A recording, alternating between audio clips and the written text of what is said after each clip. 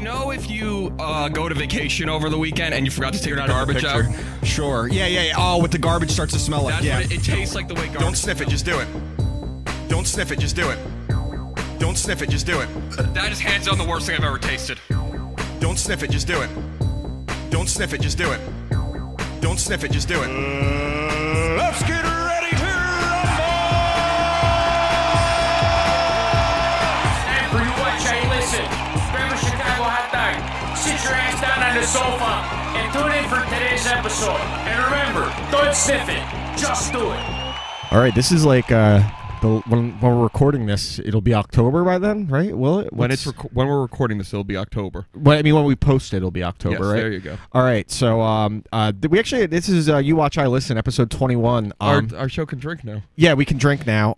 And we had some good news this week. The Sunday was actually like really cool for me. I got to see the Dolphins win, obviously, but then I actually see our Twitter account was suddenly back, which is really cool. I mean, like I said, I put in an appeal every day, and if you weren't listening when it happened, we got our Twitter account at You Watch I Listen got banned for no reason. They said that we were trying to evade permanent suspension, which would make sense if it was my personal account, because I did do that, but this podcast did nothing wrong, that page did nothing wrong, and it was like almost 2 months ago that they banned us, I think. Yeah, I completely forgot we had a Twitter account, yeah, honestly. like 2 months, and I was converting my personal one into being the podcasting, and that started getting a following, and then all of a sudden, like literally 10 minutes after the Dolphins game was over, I look, and our Twitter account is back. And they're literally, it was on the appeal I filed on Friday, because I filed an appeal every single day. And thankfully, we did lose a bunch of followers in the process when we got the account back, but I'm assuming it was other people that got purged when Twitter just decided to dump everyone that may have done something Twitter's at some point. great. Yeah, it's great. I told you last night, I think we should just delete all social media. Yeah, I tend to agree. I'm a little sarcastic about that, but I honestly think social media... It's been a poison pill in society, like a slow pill. It honestly could have been one of the great inventions, and it instead it brought out the worst of everyone. They gave people too much. Like when you look at back, like when it was on MySpace, and the most you could do was like a bulletin and change your top 8. Like, remember the bulletins with the dumb surveys? That made sense. And we're a little hypocritical here because we both use Facebook. I mean, I use Twitter way more active than you. Oh, you love social media. I use Facebook just to I love it. Hey, I'm eating nachos today. Exactly. I love it for obvious reasons, but on Facebook, I just got in trouble. Let me show you this picture. So someone did one of those things, post the 13th picture in your camera roll. Oh, is it the one that... you did on Facebook, or is it a different one? It was on Facebook, but someone posted it, and then I posted, this was the 13th picture on my phone. It was some Asian kid with he's like Buffalo Billing, and you could see his bush, but they're like trying to light it on fire, and then it's censored. You can't see any genitals, correct? No, but a kid's being lit on fire. But they said I think that's actually the problem. No, they gave me a 2-day ban from posting. On Twitter? Yeah, on Facebook. A 2-day ban from posting on Facebook because I posted nudity. And I'm like, that's not fucking nudity. Like, I don't see any dick or balls. See, I actually don't think the nudity is a problem with it. I think it's a fact. A kid is being lit on fire. You know what? If it said, you... They banned you for the wrong reason. We have to block your account for 2 days because you posted a video or a picture of a kid getting set on fire. So again, welcome to episode 21 of You Watch, I Listen. A few quick shout outs. Shout out to Lobo Sound, our buddies at Lobo Sound. Check them out at lobosound.com. If you want the Bobo EP, time is running out to get that one because the Christmas EP should be dropping pretty soon. I've heard little tastes of it. I don't know if you have, Ralph. It is special. He hasn't sent me that, but I've been getting frequent updates about it. Yeah, it sounds very, very good, so go check them out at lobosound.com. Vince literally, as soon as we post a show, however long the show is, say the show is 90 minutes, 91 minutes after we post it, he gives me... These are all the reasons why Dan sucks. These are the reasons why you're he does the opposite for me, so that's cool. He's playing both sides of the fence. I'd be shocked if he didn't. That's the right way to do it. A shout out to our buddies at Fudge and Fins, Shots for Like podcast. Ladies and gentlemen, bros and broads, and genders of all shapes, sizes, and colors, we're here to tell you about our favorite drunken podcast, Fudge and Fins, hashtag Shots for Like podcast. Fudge and Fin and their friends come to the studio to talk sports, video games, movies, TV, and of course have a few drinks to get loose. The hashtag Shots for Like Podcast is available on all podcast platforms, including iTunes, Stitcher, Spotify, and Google Play Music. Follow them on Twitter at Shots for Like, on Instagram at Shots for Like Podcast, and on Facebook at facebook.com/Shots for Like Podcast. The longer you wait to listen, the more shots you're going to have to take on your own. Don't drink alone, drink with them, and we will be drinking with the hashtag Shots for Like Podcast this Friday, October 5th. Very excited to finally get on with those guys. I got a lot of good feedback from my live read. I got every detailed wrong, but they said I know what show it was. The Shot for Shots show. Yeah, you gave some random obscure podcast. It's probably like a conspiracy theory podcast. A guy like in his basement with 5 followers, and one of them's Alex Jones. Yo, speaking of conspiracies, a few nights ago I couldn't sleep, so I just listened to old Art Bell clips. Oh God! And they're like 25 years old, and each one's like, in the next 3 years there's going to be a reveal, and I'm like, okay, so 1997, and nothing happened. Nothing happened. I mean, I go back and listen to old Marge Shot clips usually to see what she had to say about things, because she was very socially conscious. Yeah. Very smart Dog woman. shit on the whole plate. Didn't care if Harold Reynolds was stepping in it or anything. She was a lovely lady. All right, so why don't we jump into our reviews for last week? Yeah. You want me to go first, or Yeah, you can go first. So last week, the album, the I Listen that you gave me I gave you was Tragic Kingdom, right? No Doubt's Tragic Yeah. Kingdom. Really, their first big album. A friend of ours, Brad Dudes. Actually, I was talking about it yesterday. He said that's one of his favorite albums of the '90s, which I was not expecting him to say. But he actually has a very refined music taste. believe So it. right off the bat, I really, really enjoyed this album. I did have some issues because I think it's a little uneven. I think definitely. I think it's very front-loaded. The first like 10 songs on the album I think are great, besides 1 or 2, but there's a few on here. Specifically, my favorite song was "Different People." Yeah, that is the best song.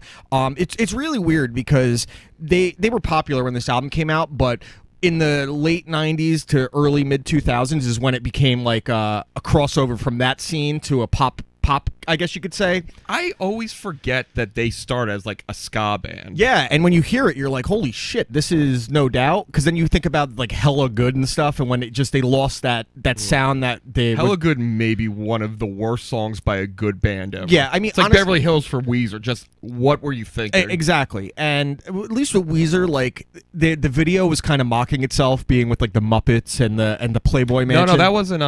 That was Keep Fishing. I thought that was Beverly Hills. No, that was Keep Fishing. Okay, I see what I know about Weezer's music videos, but so again, right off the bat, Spiderwebs obviously being a single, it's a great fucking song. It's a really good song. The landlord told me about a friend whose voicemail was that song specifically, which actually makes sense. It's not like George Costanza singing "Believe It or Not, George Isn't at Home." It actually makes sense. So that one obviously I've heard it a ton because it got massive radio play. It was on a Guitar Hero game, I believe. Excuse Me, Mister. It just literally flows right through with the first 5 songs that are great. Excuse Me, Mister, Just a Girl, obviously another big song. Happy Now, and then Different People. And then it kind of takes a weird turn for me where I don't like it as much, but I still like the songs. Didn't love Hey You. The Climb, the first time I heard it, I didn't necessarily love it. Here, I need to pull up the song list because... Yeah. The thing is, because I like this album a lot, but this is really a fiance album. Yeah. That, like, I know the songs, but I don't know them by, like, name or word. Like, yeah. this is probably, of all the albums I've given you, the one I know the least. Okay, so after Different People, it goes to Hey You, and then, like I said, The Climb. So the first time I heard The Climb, it was... Oh, okay, I know. I didn't love it, but I appreciated how ambitious they were with kind of differing away from the entire ska sound, and it was a little more progressive, and it changed throughout the song, so it kind of grew on me. The only song I really hated on the album was You Can Do It, and it had like a disco sound to it. That one wasn't good. And my biggest critique on this album is that it probably could have been about 3 tracks shorter. That's exactly what I was going to say. It's only an hour-long album, but the back half is so inferior to the first front or the front of it that it just feels like it becomes like a bad album on the back end. You know what I think probably happened? Because they record this, like, when they weren't famous. They probably, when they went into an album, a band when they're famous, they write 50 songs, let's take the best 10. Yeah, exactly. They probably had 14 songs and said, let's just put all 14 on. Yeah, that's probably accurate, because it takes this weird nosedive. And maybe that's because the front of the album is so goddamn good. Maybe it could have been fixed by spreading out the great songs. But regardless, it's a really good album. It's a very fun album. You give me back-to-back weeks of albums that make you appreciate how good of a place rock, whatever you want to call it, was in the late 80s to like 89 to like 98. And I had the same conversation with Brad Dudes when you think about that whole era of music and how good it was, rock specifically compared to now. It's when rock kind of... I think that might have been like the last peak of great rock music was in the mid to late 90s. Hoobastank, when The Reason came out, how are you going to top The Reason? I'm gonna be honest. We make fun of Hoobastank a lot. No, you don't like them.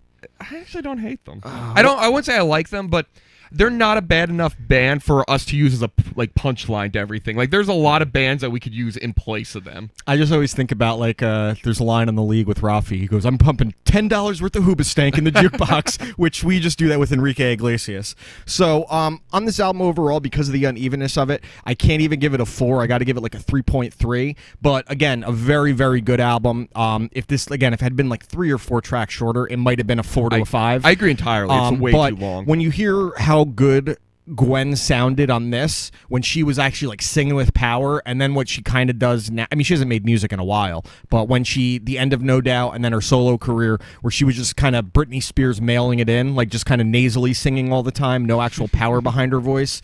It's kind of sad, but she made more money becoming a single pop star, I'm sure. She was never supposed to be even in that band. She's a great front woman of a band. Her brother was the drummer or something. Yeah. I know the brother got more famous being an animator on The Simpsons than... Pat Smear was the guitarist for them for a little while. Was he? Yeah, Brad Dudes just told me that. I was shocked at the knowledge he had. I always just took him as someone that knew, like, farts and dogs and gardening very well. Sentences that start somewhere and don't really go exactly. anywhere. He knows Mariner very well. So, again, I give it like a 3.3 out of 5. I really did like this album. It was a fun listen, besides the back half of it. So, and I don't even think the back half's that bad. It's just... I've heard way worse. Yeah. But it's just... I think, again, it's so hard because the first half is so good. And that's why if you removed it or spaced out the good songs, it might have just flowed better. They probably didn't know which were going to be like the singles, and so they probably just said, let's just throw them in any order. Like, yeah, and you got to think, like, when you think about that genre, like, and that time frame, what were the big bands that had like women front or leads? The Cranberries, Garbage, Cranberries. There's a few others. I mean, and then you had like solo acts like Sheryl Crow, Melissa Etheridge, and things like that. But to be like this cool, fun band, that was different. So good choice on that one. I enjoyed it. So why don't we go into the movie I gave you last week? You gave me Resurrection of Jake the Snake. Yes. Okay, so I went back to my old way of doing it, where watching it closer to the show because.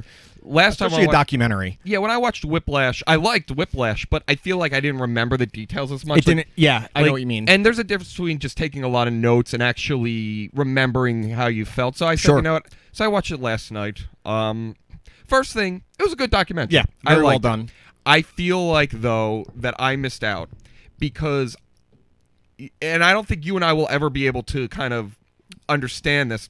You grew up a wrestling fan. Yes. Jake the Snake's probably, a hero of yours or something. I don't know what he is, but he's important to your life. The way to describe it is that he was like probably one of the best wrestlers of that era that didn't win a major championship. Yeah. I guess so. Yeah. I don't know. So that's good. So I'm watching it, and I find it interesting, but I really didn't have, and not to the fault of the movie makers, an emotional attachment to really anyone involved. Fair.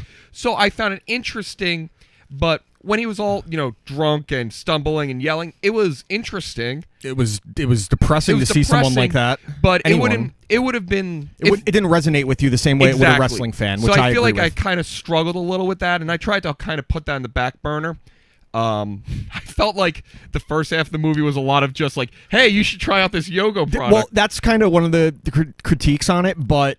It's not that. Honestly, it's not as bad as I thought it would be with the product placement, but I mean, it worked for him. And I mean, and it clearly works for certain people too. He's got a market for people that have had. He does a lot with the military. Also, they were the same age. I didn't know that. Well, DDP got into the business very old. 35. Yeah, 35, which is he's a very impressive individual in that regard. Like everyone always says, he's the most positive person you ever meet, and then when you see like interviews with him, it doesn't look like he has bad days. Yeah, he seems like a cool guy. Yeah. Was he like? Did he get in like drugs and stuff like that? He doesn't seem like He ran bars when he was younger, and then he decided he wanted to start getting... He was just on Joe Rogan's podcast recently, actually, and they pulled up like one of his first like promos and how '80s cheeseball it was, like how he looked. The diamond stud. He had the people around him. But no, he was never really that bad. He drank and everything. He ran bars, for Christ's sake. Yeah, but like there's a difference. He wasn't like he wasn't like a then, Jake or specifically a Scott Hall addict. Because when Scott came into the movie and you heard his hip cracking, how gnarly was that? That was tough. I'll say that was one of the few of all the moments in the movie. That's one that made me cringe the most. Not him. By the way, the video of him at the barn. Oh, dude, when he's in the red coat and he can barely walk. That was they did that as an E60 on Scott Hall to show where he was at, and they show like the full. That wasn't Scott Hall. That was I'm you're talking about Jake. Yeah, he was the Jake one. Taking out his genitals and he couldn't. He walks in the ring and he just falls. Like that was, and that got posted all over TMZ, as they said. It was cool to see wrestlers who you probably are more familiar with, like Stone Cold Steve Austin and Chris Jericho, who's been on O&A a bunch. What they were saying about Jake. It's honestly amazing that Jake and Scott Hall are both alive. When you think about Jake, I don't. Scott Hall, because they didn't really go into his background as much, so I wasn't too familiar with him. I mean, I know the name, I know Razor Ramon and all that, but like, I really don't know anything beyond their public persona and what you've told me. Jake, I know a little more only because I think he kind of bleeds in the mainstream. Yeah, and if you've seen The Wrestler, you understand the parallels between that character and him. I'll say what I did like about the film is it was a very positive film. Yeah. A lot of documentaries fall in the trap where good music, good moment, bombshell. Almost like they need to force a climax. Yeah. And they didn't do this. He had a few slip-ups throughout the movie. He would relapse. And they were very honest about it. Yeah, and they would just be like, hey, Jake relapsed today, and they would, film it, they would handle it, and then the next day, be like, okay, let's get... So they didn't go for cheap... No, the thing that I wrote this in the review, the thing they did very well is showing that addiction is not you're 30 days sober and then you're going to have bad days here and there. For certain people, it is an everyday fight, and that's people like Jake Roberts. And how he transformed. He went from, he was over 300 and something pounds. Yeah, and by the end of the movie, he's wrestling again. I mean, even after 2 weeks of DDP staying with him, just doing the yoga, how much weight he lost, and then you just see him and the way his voice got better, and just he had more color in his face. Like when they first showed up at his little fucking rinky-dink house, he was just positive. Yeah, but it's kind of sad. I mean, like you heard the background about how he was sexually assaulted by his stepmother when he was a kid. The background on Scott Hall and his problems is that he got into a bar fight and he accidentally killed the guy. The guy pulled a gun on him, and when the struggle, he shot the guy in the head. So he's felt guilty his whole life about that. But it's also just the lifestyle back then was you did a show, you went to the bar, you got hammered, you went home, you took painkillers to feel better. And that's why so many of these guys die. They're hooked on that. And like I said, again, you made a great point about how they didn't shy away from showing the slip-ups. It would have been so heavy-handed if it was like, oh, he's doing the DDP yoga, he's here with us, and he's never struggled since. And then the screen goes black and it goes, and then this. Yeah, and then it was cool to see them close out with him appearing on Raw when he put the snake on the guy and how no one knew that was coming. And then the Hall of Fame induction, which was a great... Him and Scott both gave 2 of the best speeches ever. And it was cool. I just feel like certain movies, if it's a topic you don't care about, it can pull you in. Yeah, sure. And I'm not saying this one didn't. It just doesn't resonate the same way. It's like if someone isn't a fan of Robin Williams, are they going to care about the HBO documentary that came about him? Like, there's just certain things you don't have to care about a political documentary if you don't like politics. I'll give you an example. I was watching 30 for 30 with the fiance, and the fiance, she actually watches a little football now, but when we were watching, she didn't know anything about it. And we watched the one on, I think it was either the U or SMU. I think it was the U. Yeah. And she just... The U part 1 or part 2. She couldn't care. Yeah, well, I mean... Then we watched the one on the XFL, which she should have even let... That's and a great she one. was so invested in it. So it just depends on... Again, you kind of have to be in it. And it's what you may have, maybe would have resonated more if it was a wrestler that you had more familiarity with. Like Andre the Giant, everyone knows about Andre the Giant, whether it was Princess Bride or whatever, and there's that great HBO documentary about him. I think why, and I figured it out, is they don't really give that much history of him. They give you 5 minutes, and then it's just, boom, we're going to fix it. Yeah. So, and I'm not saying that was the wrong thing. I think it was a unique way to do the documentary. I just felt that... Well, and I felt like it was being lost on me. I think it's going to resonate with two types of people: wrestling fans and those or have had addicts in their family, lost close friends to addiction, because it becomes not a wrestling documentary, and that's I guess it could be a strength and a weakness. That if an addict who doesn't like wrestling and it's all about his, like they spend the first half hour talking about his career and then going into it, they're not going to care about that first half hour. If I didn't know anything about wrestling, and I know a little, only You know the 1, 2, 3 kid. Yeah. Oh, he's great. And Royal Rumbles you like. I like Royal Rumbles. I was really upset he wasn't in the Royal Rumble. I've been upset about that too. Maybe one day. If I didn't know anything about him coming in, I wouldn't know based off of what they presented if he was the greatest wrestler of all time or just if he was a shitty high school indie wrestler. Yeah, like they don't really paint that picture, which is a strength and a weakness, like you said, but it was okay. I liked it. Yeah, I figured you would enjoy it. It's it is a very, for that type of theme, because most documentaries, there's a lot of documentaries about their addiction. They don't have positive endings. It's like the scare tactics kind of thing. Like, this is the road you're headed down. This was more just. I'd say, 80% for what's the guy's name? Jake, and then 20% for DDP Yoga. Yeah, absolutely. And I mean, in his defense, there, you're not like you're attacking him. No, he was funding the guy completely. I mean, and so it's smart of him to put it in there. And now that we got out of the way, I had a proposal for you. I mentioned this to you in text. How would you feel about a project where, I know you got the wedding coming up, what if we did, whether it's starting in a week, a month, 2 months, for a month or two, we do the DDP Yoga program and compare results? I can do DDP Yoga. Yeah, I mean, you buy the app on your phone. It's like $6 or $7 a month. You get the first month free. You could build a program based on what. By the way, you just went to live read mode. I don't think you even know about it. Like, you were just like, you buy the app. It's only about $6 a month. You get the first month free. My ultimate goal here is maybe DDP is very cool with the fans and people that promote his product. If we could get him on a call or something, or he appreciates shit like that. And I've introduced DDP Yoga to the facility my brother runs in Florida for addicts. I believe DDP is making an appearance there soon if he hasn't already. So it was just an idea. DDP, yeah, I mean, we could just no competition, just see how it makes us feel, because I've done it before, and I have a bum knee, I have a bad back. It does wonders for that. If you have any type of I've done regular yoga, and regular yoga does wonders. So let's try, rock and roll yoga or whatever. Yeah, this is like next level on the they have like a program where it's 7 minutes. You just do it when you wake up, and it gets your heart rate going for the day to speed up your metabolism. There's all these great programs. So we'll talk about it off air and then decide what we want to do. So there you go. We both enjoyed our picks this week, which is nice when we get on the same page. So why don't we go into our picks for this coming week? Yeah, you want me to go first? Yeah, and just to clarify, we're going to be doing a theme. It's October's coming up. It's Halloween season, and I love Halloween. I don't know how much you love Halloween, but you get festive. You've had some cool costumes. Your Mad Max costume of a couple years ago was great. I really like that one. That's, I think, the only costume I ever put any effort into. Yeah, that was a cool one because you shit the bed after that. Or last year you were the Twin Peaks. You did Twin Peaks, right? This past year? Yeah, Twin Peaks was great. Yeah, that was a good one. So we're going to be doing like horror movies and like horror themed, or like I get what you're saying. I was just trying to clarify there. So what album are you giving me? Okay, so to fit the theme, and I know you've heard of this group. I don't know how deep you go with it. I'm giving you Bloodlust by Uncle Acid and the Deadbeats. Bloodlust by Uncle Acid and the Deadbeats. So a little background. Uncle Acid is and I don't know how to describe the sound. Almost like a classic rock, but more of a psychedelic influence. Okay. Be the way to put it. I don't want Jefferson Starship? No. Yeah, that guy just died yesterday. I saw that, the founder. That's why maybe that's why it clicked in my head. I didn't when I said it. I wasn't thinking he died. But no, was he in Jefferson Airplane or Starship or Boxcar? He was in Crosby, Stills, Nash and Young. Actually, he posed as Crosby. I just watched a movie about him yesterday. They really look exactly. I know, and they've had the same life basically. True. Maybe one wasn't raped by his stepmom, but go on. So anyway, I don't want to say they're hack, but they do have a theme where all their songs are about cheap 70s, 80s horror themes. Okay, a lot that's of kind of cool. A lot of their songs are about sacrifices, murder, rituals, going to hell. Yeah, just like. So here's some. It looks like there's only 9 tracks on the album. It's a 9-track album, but they're a little longer. What year did this come out?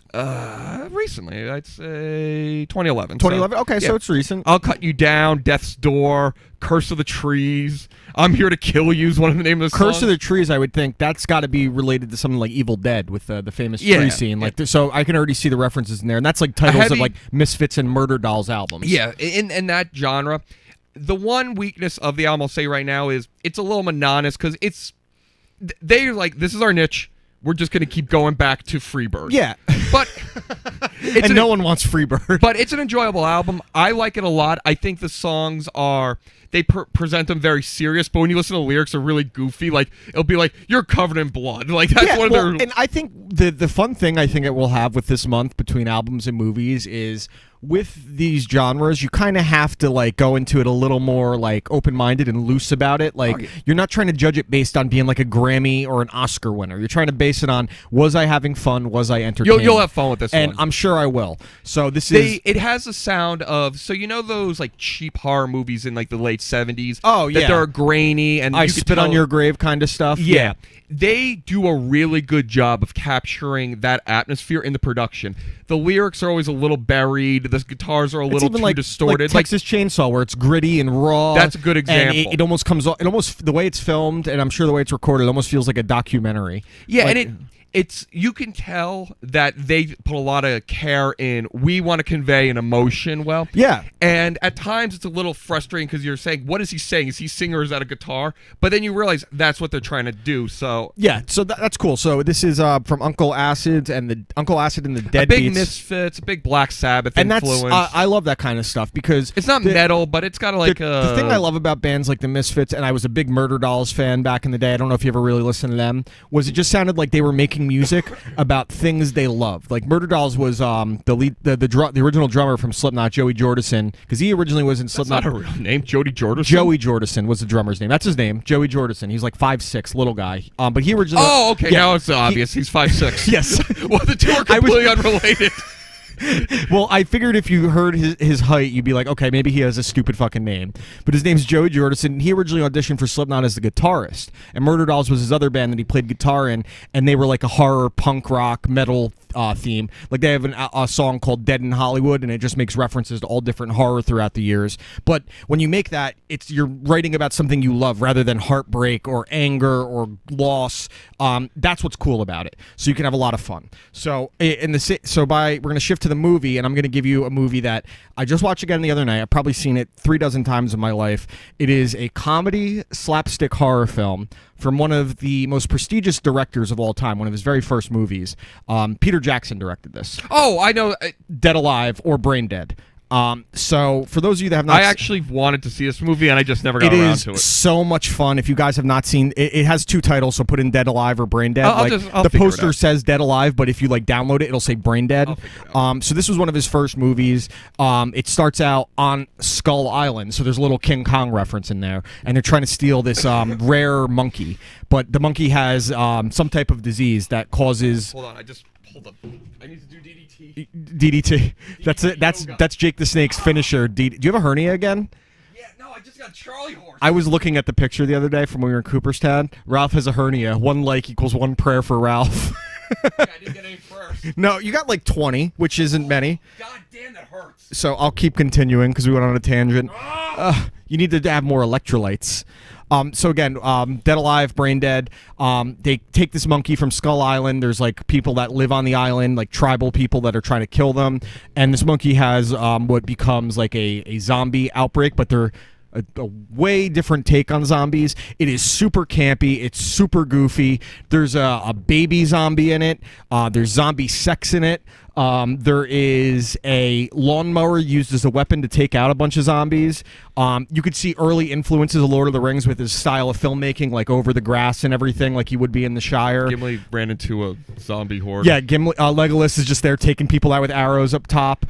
This movie, everyone that I've shown it to, as long as you can appreciate like stupid, campy, good, like dumb horror. The fact that I know it exists and I've wanted to see it probably shows. And you with horror specifically, you like 2 types usually. You like where it's kind of like out of nowhere, but you don't like the haunting possessions like The Conjuring kind of thing. I like I like more of a thriller, or you like straight up slapstick. Yeah, oh yeah, like Friday the 13th and Nightmare on Elm Street. They're goofy. If a movie tries, I tend not to like it. You don't like horror when it takes itself too seriously. Yeah, which is like with Hereditary, it was okay because the first half is really just a psychological drama. I liked Hereditary, and so but it wasn't like straight up like instantly a possession horror film.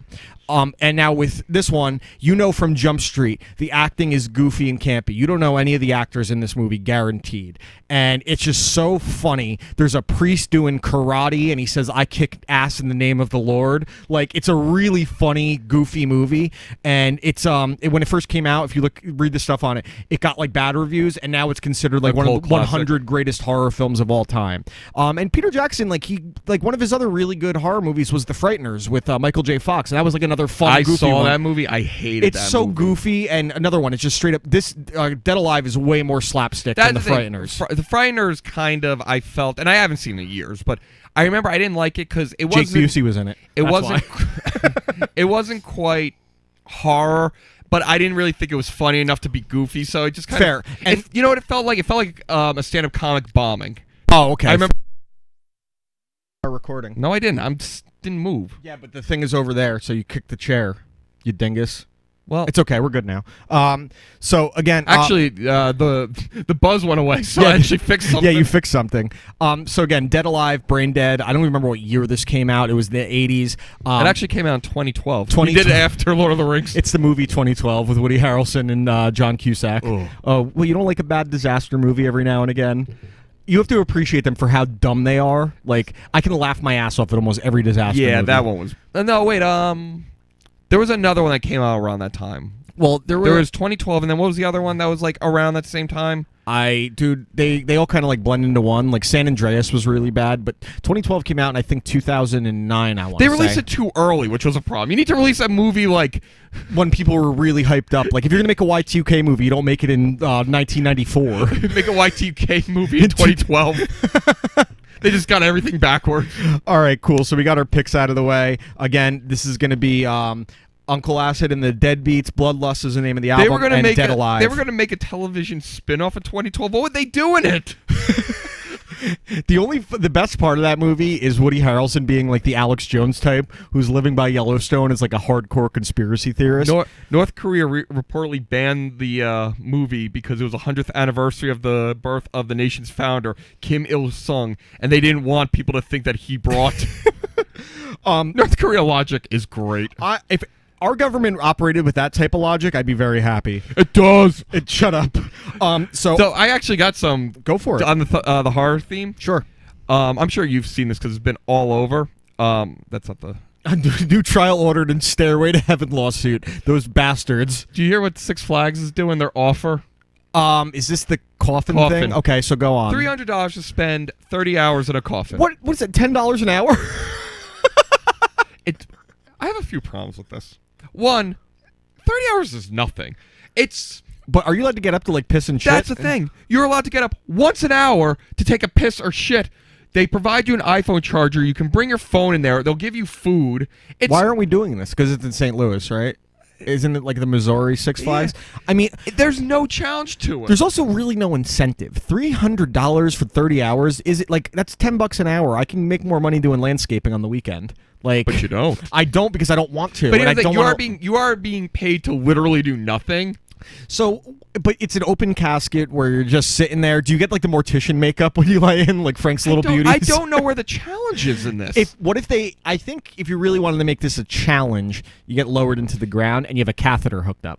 Yeah, yeah, and they kill you. And they put slowly they start putting bugs into the thing. Yeah, like Fear Factor kind of shit. This is just sitting in a fucking coffin.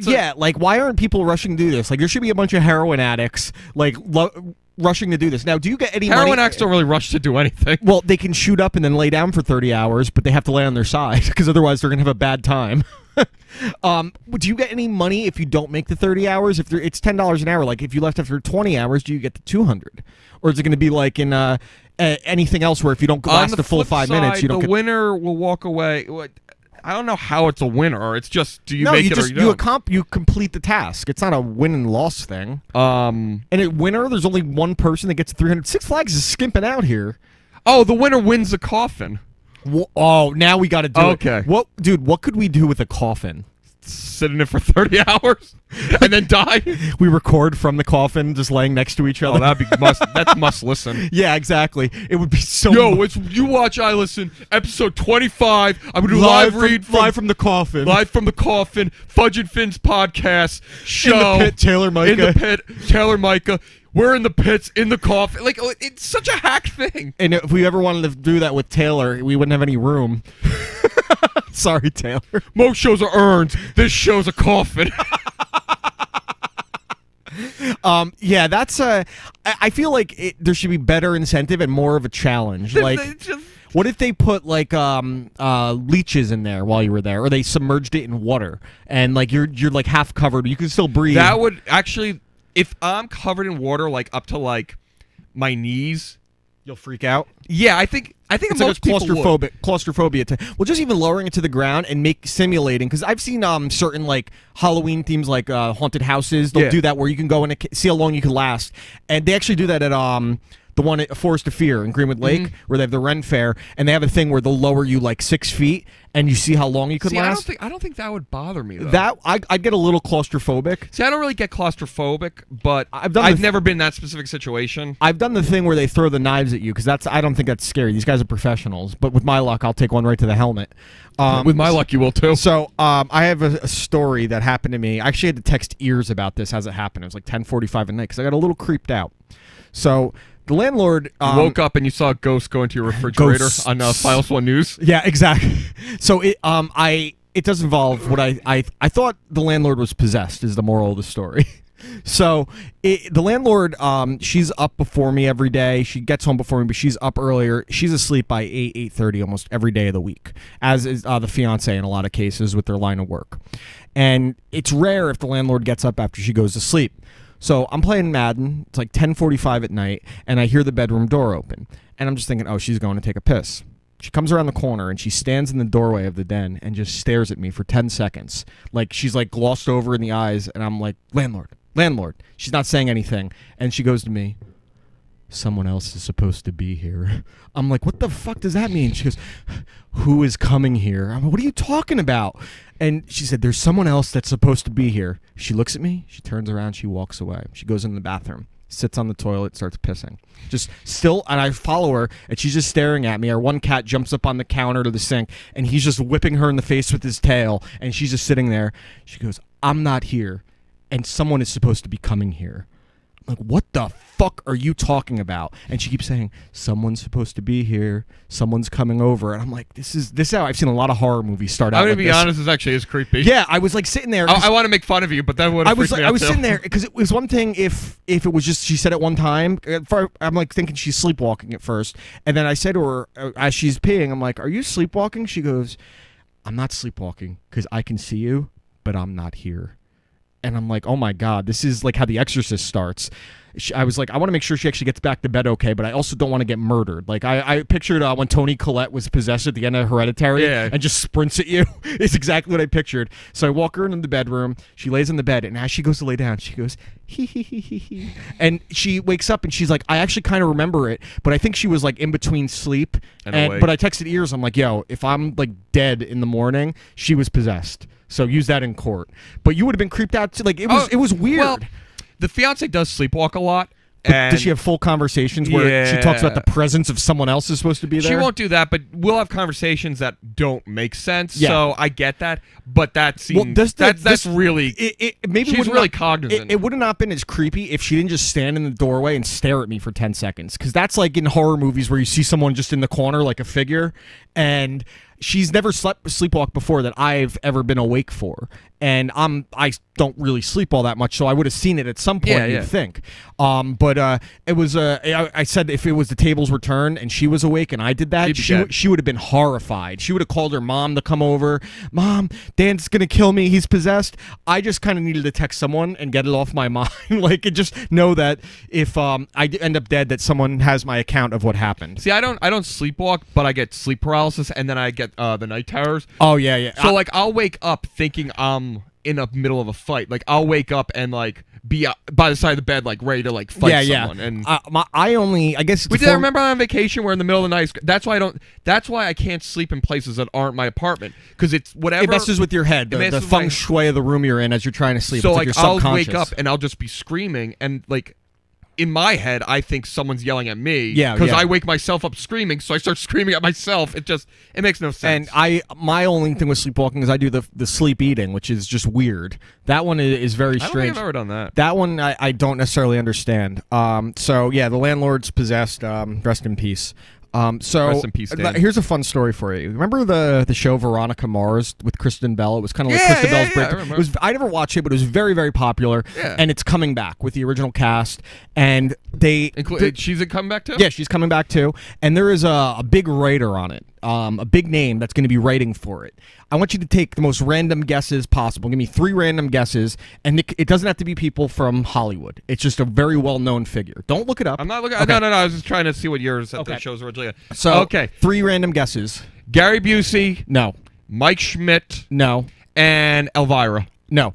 Kareem Abdul-Jabbar is going to be writing for Veronica Mars. The NBA's Wait. I actually was pretty close to Mike Schmidt, to be honest. Dude, I saw it, and I'm like, the all-time scorer, he's going to be writing for Veronica Mars. Is he? And now I just wondered. I didn't really read into it beyond that.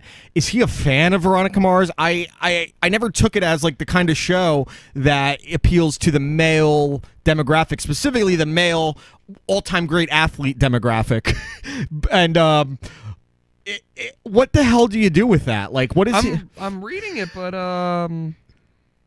what does it say? There's no information other than he's got a writing credit on it. Is he like a super fan of Veronica Mars, like low key? Is he a fanboy? What is Veronica Mars even about? I honestly don't know. I never watched it. I just know it was wildly popular. It was one of those shows, and I think it was it was on for a short period of time. It was a WB or UPN show, I think. When they had like all those really Gilmore Girls, One Tree Hill, that kind of stuff. Okay, you know what? I got a challenge. Okay, let's watch the first season of Veronica Mars. Give it. Okay, I'm in. I'll probably do like my kind of like. Can we do 2 weeks? We'll do it over 2 weeks. Yeah. We'll talk about it and see if imagine we both get really into it and we both are huge. We hit up Kareem like, hey, listen, we have some ideas. We become writers on Veronica Mars. Yeah, we're. You write Veronica Mars. You write I Mars. Like what? But why Kareem? I need to know how this came about. Is he a reoccurring character? No, he's never been on it. Like, I've never seen Kareem in a movie I've seen him in 2 movies. Airplane, obviously, and he has a little cameo in Basketball when they go to Ted Denslow's house, and it looks like it's like a wax figure of Kareem, and then he just turns and looks at Trey Parker, and then he punches out. It got really good reviews. No, people love the show, man. I'm actually, you know what? I'm curious about this now. Yeah, because I like Kristen Bell. I think she's pretty talented. Have you ever watched The Good Place? I've not watched The Good Place. I hear really good things about it. It's one of the few network shows. What network is it on? I think it's ABC. Okay. It's either ABC or CBS. So it's a weird show. It has no laugh track, which is always a positive. But it's not one of those witty, like, wisecrack shows like Arrested Development can get away with that, Malcolm in the Middle. But it's just a kind of a silly, feel-good show. She's the main character on it? She's the main character, and basically the synopsis is she dies out of nowhere, and she gets sent to heaven by mistake. And is that like Down to Earth with Chris Rock? You know what? It is. It's actually that movie. Kareem Abdul-Jabbar wrote that one. And it's a really like silly show. The jokes are very like kind of corny. I'm sure, but it's such network like television. It's like a sweet show. That's how I can describe it. Like whenever I feel sad, I watch The Good Place. It's still on The Good Place? Yeah, I've only watched the first season because the second season I don't know what happened actually. I'm watching a show now. There's a reveal at the end of the first episode or first season that goes, okay, well I guess the show's over. Like, so I'm watching a show. I don't know if you're watching any like current shows. We are watching some, but I don't remember what. I'm watching Maniac right now. Have you seen this yet on Netflix? No, I've seen the. It's Jonah Hill, Emma Stone. The director is a guy that did the first season of True Detective, Cody Fukujama. It's a really weird show. I would say the 2 things I can compare it to most, technology-wise, it's a lot like Her. And just the weird trippiness of it is kind of like Eternal Sunshine. I know you don't love that movie, but I think you'll end up liking this because it's first of all, Jonah Hill is unbelievable. It might be his best performance. I don't usually like Emma Stone, and she's great on it. I love Emma Stone. I don't like her as a lead generally. That's why this one is like an outlier. I usually like her in like supporting roles. Like I liked her in Superbad and The Amazing Spider-Man as Gwen Stacy. La La Land, I know you love that one. Fuck that movie. So this one, the whole premise of it, it's about mental illness. Jonah Hill has schizophrenia, and she is an addict dealing with a personal tragedy, we'll say, without spoilers. Yeah. And they sign up for this trial drug that is supposed to help people get over the skeletons in their closet, past traumas, things like that. Justin Theroux is in it. He's great. It's a dark comedy more than anything else. The Prime Minister of Canada? No, that's Turdo, I think. Turdo. So this one, it's very trippy. It's really weird because in their trials that they're doing, it's almost like they're having a simulation to an extent. And it's using these made-up events that they're in subconsciously to reveal what their traumas actually are. Okay. And so there's 3 pills. There's the A, B, and C pill. The A pill helps them remember exactly what their trauma was. They relive that experience. So for Emma Stone's character, it's the tragedy. You actually find out what happened. And B then puts you back to the Matrix. B helps you dive in to see what your actual problems are with that and your own self-conscious nature. And then I haven't gotten to see it. I've only done 5 episodes. It is fucking hilarious. It's True Detective had parts that were laugh out loud funny. True Detective was so serious that when something not serious happened, it cut the tension perfectly. Exactly. And it's I think No Country for Old Men is funny. I laugh my ass off at parts of No Country for Old Men. It has that kind of feel to it, little subtle things. It's only a 10-episode series. Some episodes are 50 minutes. There's episodes that are 29 minutes. I don't know why that annoys me when shows do that. I get why they do it, but I think you know what, these shows now, because there's no parameters. TV is becoming the new medium for storytelling over movies. I would say that the quality of television is significantly better than the quality of film right now. Oh yeah, I agree. And I'm much more of a movie guy than I'm a TV guy, but even shows I don't like, I see the quality of it. I'm like, this is well made. They get superstars on TV shows now. I feel like a show tells... I feel like it flipped. A show tells a bigger, larger-than-life story, where a movie just tells a little slice of life. Well, it's also, in a movie, you're confined to 90 minutes or whatever. Yeah, I mean, maximum 3 hours, while with a show, you can space it out, and I think sometimes the 29 minutes thing works out because it depends on the peaks and valleys of the show. Oh, I fully understand. And the way, it just, it affects your, OCD, but where's the other half? Where's the other half? And this one, I've been pulled in pretty quickly. it's just, the acting is so good on it, but I love the campiness, the goofiness of it, just the little things. Sally Field has a part in it. It's they don't really tell you what time frame this is taking place in, but I would say it was probably the not so distant future kind of thing, 10 years, but then some stuff is very 80s, 90s about it. But Jonah Hill and Emma Stone have this great chemistry that they've had since Superbad, and when they're doing these simulations, they're doing at one point they're living in 1980 and they're just straight up kind of New York State white trash kind of thing, and the other one it's a Great Gatsby kind of thing, and they each have La La Land. They keep changing the kind of characters they're playing, and they're seamless in their chemistry. So I think the fiance will like it a lot. You know what? I'll give it a shot. But we got to watch Veronica Mars first, obviously. Veronica Mars is that's our. So I have a couple more things. I don't know what else you got. You have any other stories? I got a few goofy things. Yeah, I have a couple goofy things. Well, actually, I do have one. I just gave 2 in a row. So why don't you go? The one you brought up before.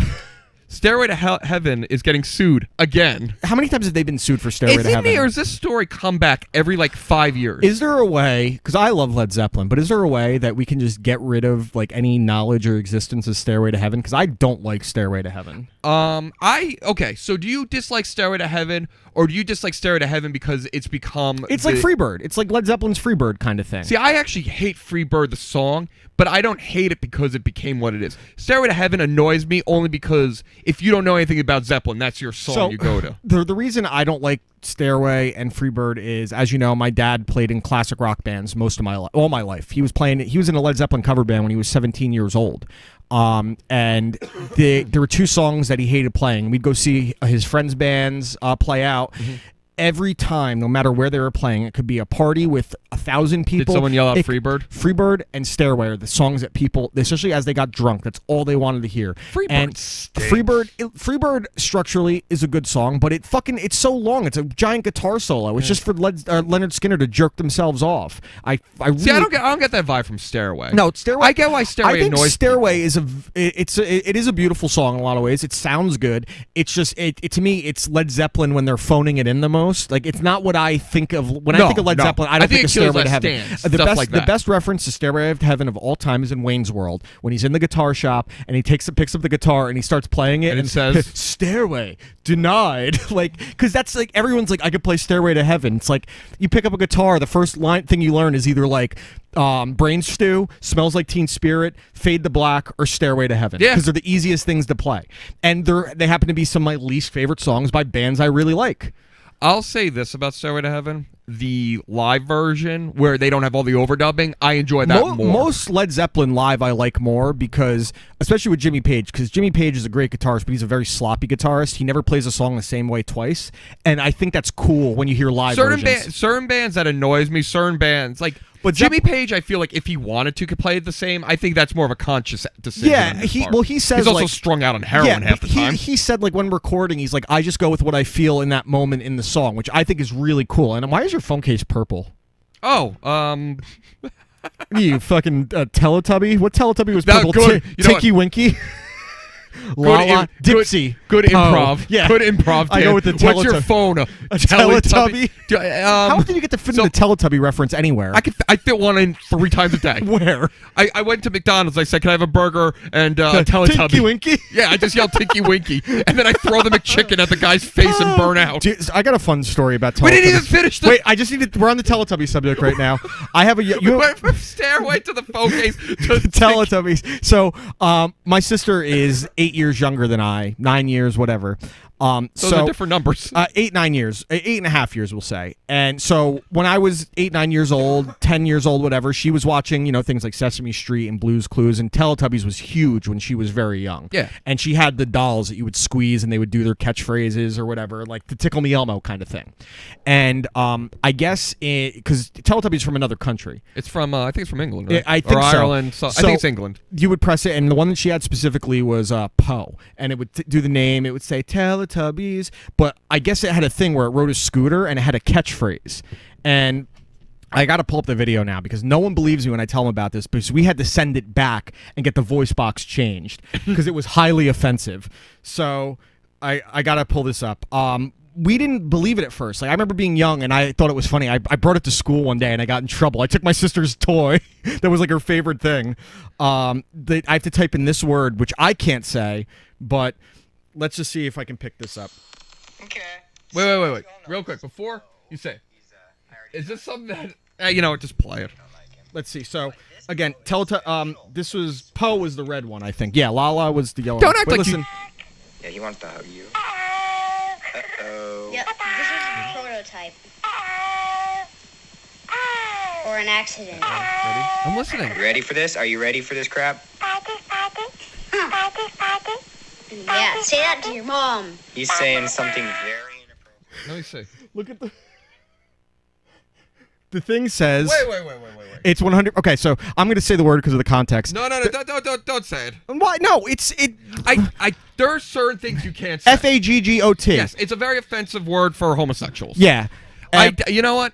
I didn't hear it. I'm not even. Oh, we heard it like instantly, and I remember my mom was like mortified because we didn't like know. Do they all? That one? No, it's just that one. It's like a catchphrase where in the original country it's from, which is why I'm not thinking England because it would push itself on the scooter and say. Don't say it. Just we know what the word is. Forgot. It's a word there are certain words. But can you in context? No, you can't. Can't you in context? I understand what you're saying. You are not saying it to be offensive. You are just saying a matter of fact. You are using logic in a world that has no logic when it comes to these things. But you're not allowed to say it. Stop. Fugazi. I don't know, but yeah, this is it's from England. We had to send it back and get the voice box changed out. So the Teletubbies were fucked up, man. I think you guys can get the idea what word that was, even though Ralph didn't hear it right away. Maybe because you don't want me to say it, you blocked that word out of your vocabulary. No, I honestly, I'll tell you what probably happened. I thought it was going to be another word, like cunt or something. No, I thought it was going to be a racial word. Oh, yeah. Well, so maybe that's what I was expecting. And this was back when that word was allowed to be used more freely. Yeah, you were allowed to say that. Yeah, it was a common thing. They used it on like network television sometimes. It was just a bad word. Yeah, but you didn't want to tell your little kids to like watching Teletubbies, and then my sister starts blurting out that word. Instead, she just calls me that now. So go on about Stairway. Okay. So wait. Let's what a segue. Let's go back a step. Back to the phone case. Okay. The purple phone case. Yeah, please. With your great Tinky Winky. By the way, I like how you go. The red one's a Poe red. Like you didn't know. I know. I know. Okay, Lala's the red one's yellow Poe, one. The yellow one's Lala. Tinky Winky is purple. The purple and one. Dipsy's the green one. Is that what it is? Yeah. There's a green one. I don't remember the green one. Purple. Dipsy, yeah, you're right. They each had an item. By the way, my sister was not the age to watch Teletubbies, so the fact that I know this is really distrember Yeah, Lala had the scooter. Tinky Winky had the bag. Poe had the scooter because Poe's the one that said that word. No, Poe had the scooter. Remember that weird, creepy baby face that was the son? Ugh. That show was creepy, man. Children's shows. Remember Gullah Gullah Island too? I loved Gullah Gullah Island. I was too. Binya Binya Pollywog. Who's your favorite Pollywog? Go. You keep screwing everything up. We had a guy in my fraternity that was his nickname because he looked like the Pollywog, and he Popo. We actually named Popo after Teletubbies. Does he know that? He's going to find out now, I guess. Popo's named after Mr. Popo from Dragon Ball Z. So why do you have a purple case? Did you just take it from the fiancé because you needed a case? No, okay. So my case, I had the black case for the longest time. Yes. I had the same exact case you have, actually. But it didn't charge your phone. So, so then I had one a jerk-off case. I have a good case. So I went online to buy a new case. The black one was $19.99. The purple one was $14.95, and a mint green one was $6. I wasn't brave enough for the mint green one. But wait. You're not brave enough for mint green, but you're brave enough to have purple? I could just say I'm a Vikings fan. No, but you're not. But I could. No, you're not. Name a sports team that's mint green. No. There's none. No, there's no way. Actually, I was at I went to ShopRite the other day wearing, because you know how I wear jerseys for teams I don't. Yeah, of course. So I was wearing my Paul Krause Vikings jersey. Some guy pulls up, he goes, "Yo, that's where it's at," and he pulls up. He's wearing a Favre Vikings jersey. He goes, "We gotta win today." Did they? No, I didn't know who they were playing, so I was like, "Yeah, we got this." He goes, "Yeah, it's happening," and I had to pretend I'm a Vikings fan. Who were they playing? Bills, I think. And how'd that go for him? I think that shut out. The biggest upset since 1995. How crazy is that? What was the 95 one? I don't even remember what it was. Look up the biggest upset since 95 and you'll find the article right away. Okay. They were 17. By the way, I'm just abandoning the Zeppelin story. I don't feel like going back to it. Yeah, I mean... Zeppelin's getting sued. Yeah, again. Do you think... Okay, so have you heard both of the songs?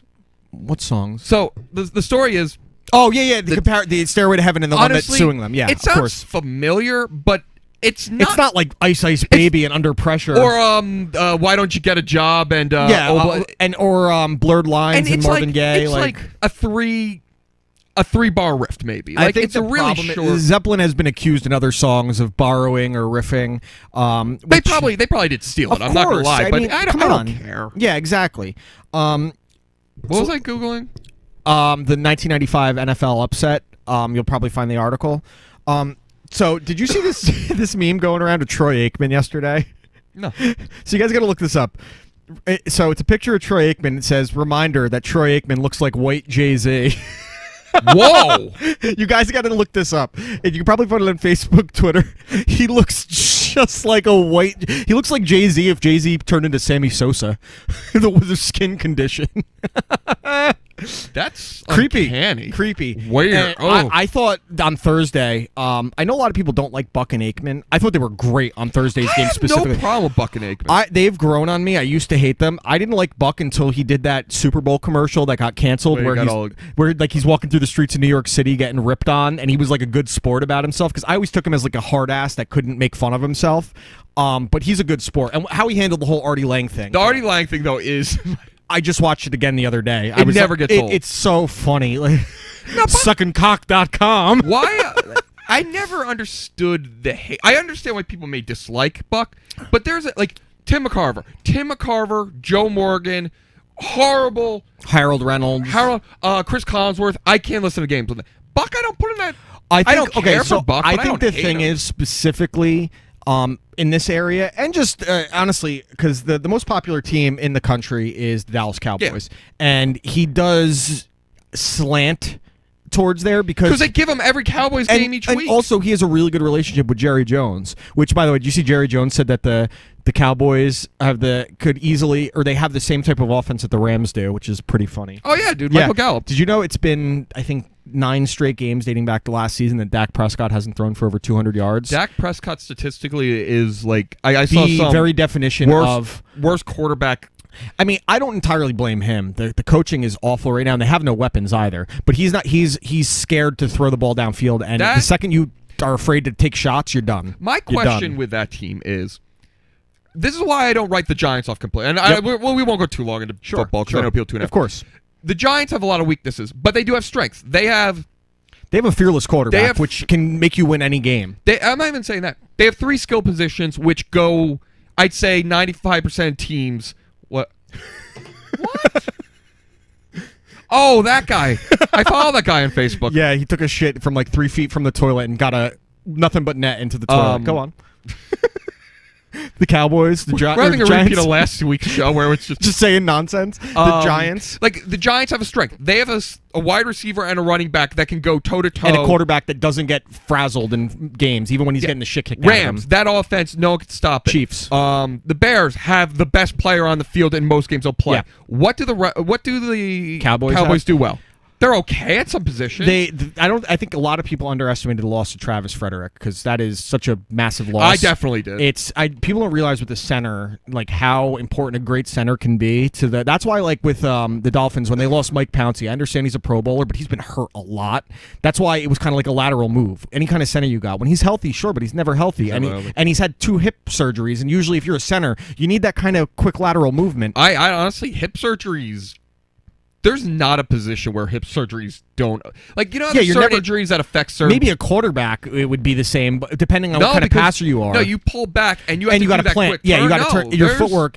But I mean, with a center. So I mean, I saw when the Dolphins. Maybe you know what? The only position I don't think it would affect. Stay with me on this. A running back that runs north-south, like a Brandon Jacobs type. Yeah, LaShawn McCoy, career over because he's a cutback. LeGarrette Blount.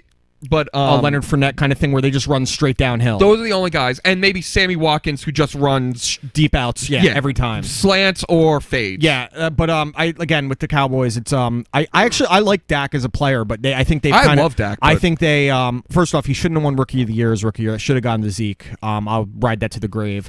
I mean, it's a quarterback, so he's going to get the praise, but I think his success.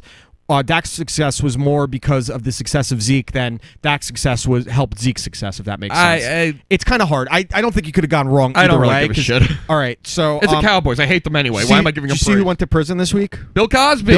Wait. Do we have the same story? What his first night was like? What he had? Yeah. We have the same exact story. Go ahead, you read it. Bill Cosby hit with hot dog bun on rough first night in jail. I had it written down. I wrote stale hot dog bun because that was the headline I saw. Yeah, but I got stale on all of them except for this one. Good. You know what?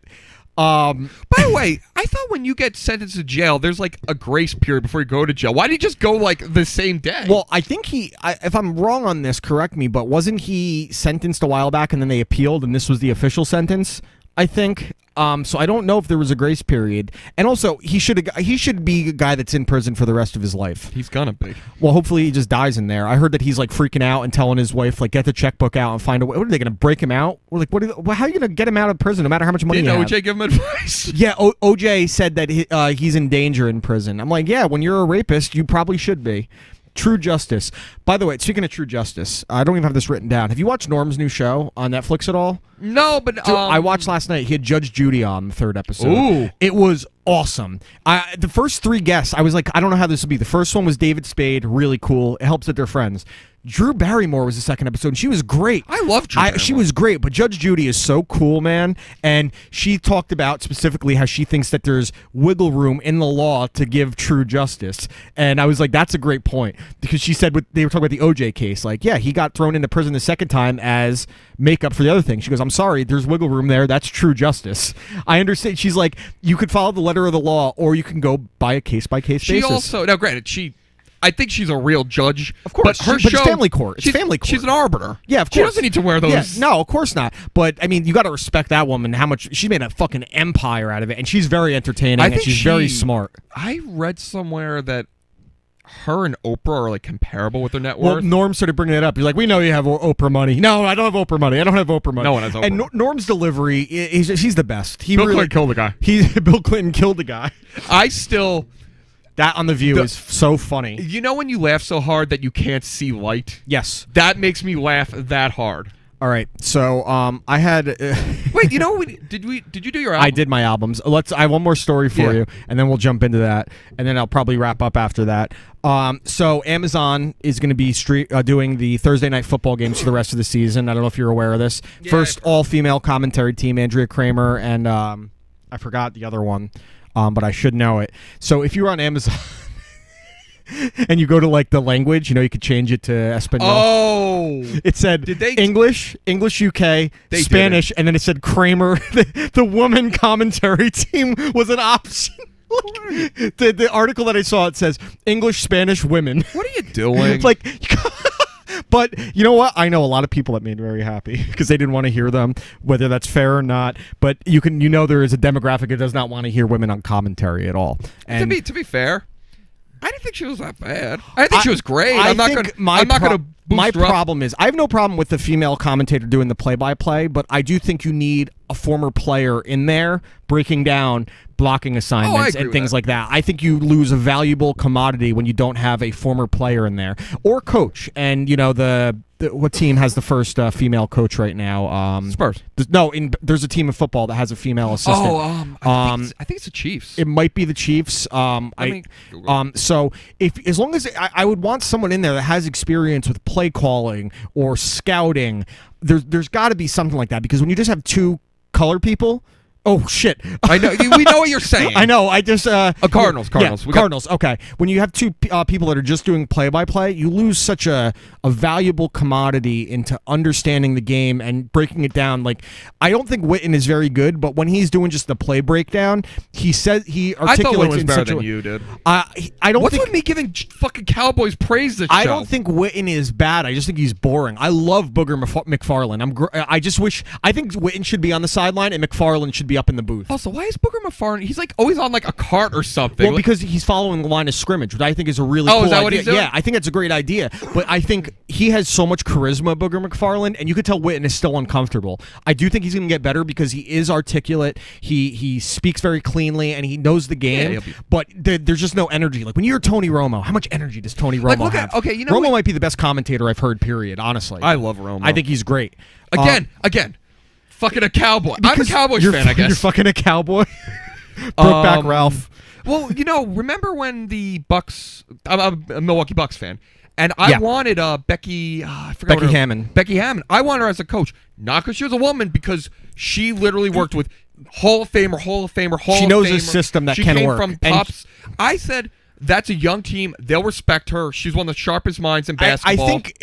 Honestly, I think she wouldn't be respected if she wasn't coming from the Popovich tree. I just think Popovich, if she'd come from Steve Kerr, not the same level of respect. No. But the fact that you come from Popovich and you have that level of sustained success, that's why it would work. I agree with you there. So why don't we jump into, we talked about last week, our most influential albums, and we gave some general ideas, and I had a couple that got added and a couple that got removed. I actually had mine at 11 because I could not make a decision. And I also wrote down a couple honorable mentions that I don't want to go into detail on, but I'm going to start out with my honorable mentions were Pantera, Vulgar Display of Power, Korn's Follow the Leader, Taking Back Sunday's Where You Want to Be, Silverstein's Shipwreck in the Sand, I love Rob Zombie, Hellbilly Deluxe, Funeral for a Friend, Hours, Lou Bega, A Little Bit of, Eminem's Marshall Mathers LP was removed from my list. Thrice was removed from my list, and Ben Harper almost made my list. Did you find when you were doing your list that I've had a few albums on here I was surprised I put on here? Nothing surprised me because these are albums that I know so deeply. So yeah, no, none of these are just like, oh, I'm throwing this on here for the point of it. But there were a few. What I did with mine is I said, what are the albums that changed something the way I listen to music? Either opened up a new genre to me, or had an influence. I mean, basically, the basic shit.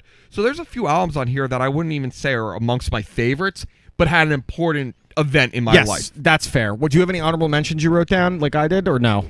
Like any that you know? I didn't write them down. I had a few that I took off, but I can't think of them off the top of my head. All right. So do you want me to go first with my albums, or do you want to go first? Did you actually rank yours? I just did. No, 11. I didn't rank. I just wrote them because I think influence. There's a difference between favorite album and influential, and I don't think influential should have a ranking. You give me one, I'll give you one. All right. So my first one was Slipknot's debut album, Slipknot. Yep. That was my first introduction to that kind of metal that just resonated with me when I started becoming like an angry young guy. I thought they were cool. Like you didn't see angry bands, young guy. Yeah, angry young guy. They didn't have. They had 9 members, which was ridiculous. They wore crazy masks. Well, they have 8 now. They still have 9. Paul Gray died. Jerk off. Me or him? Both of you. So it spoke to me at that time. It was so much different and outside the box. I kind of loved that my dad hated screaming metal, so I made him listen to it all the time, and he grew to like it. Between songs like Wait and Bleed and Spit It Out and Eyeless, that album just did everything for me at the time. So what's one for you? Okay, mine is actually the most recent album released on here, Brand New Science Fiction. Okay. The reason I put this on here is this was one of... edit this out. This is about pedophilia. Yeah. He doesn't have a good reputation. No. My second most influential album is Gary Glitter. But, so, the Fiance's favorite band is Brand New. And I liked Brand New, but I wasn't in that first wave hardcore fans. Yeah, I they have a very passionate fan base. They still do, even with all... Yeah. So, Brand New Science Fiction was released last summer, and that was the first time I listened to them as a new band. That this is a song that that's their most recent, recent album. And Dejan Tindu's the general choice for Brand New fans. Phenomenal album. I think it's their best, and it was the album that made me go, me and the fiance went, I get why you're a Brand New fan now. This is a flawless album, their best album, and probably their last album at this point. Yeah, I would say anything they release is probably going to be independently.